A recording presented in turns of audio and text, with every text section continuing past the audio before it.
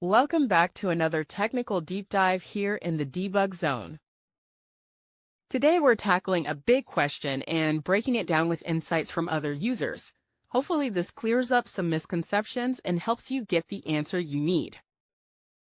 So buckle up, stay a little curious, and let's jump right in.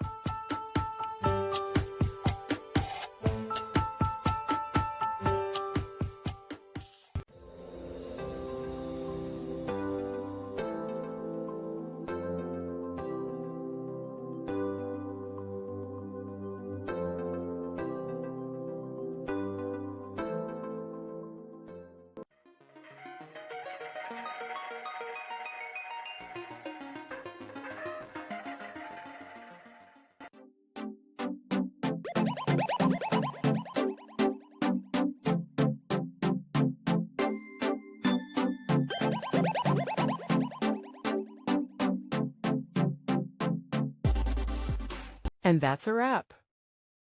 I hope you found the answer you were looking for. If you did, take a second to hit that subscribe button. It really helps out.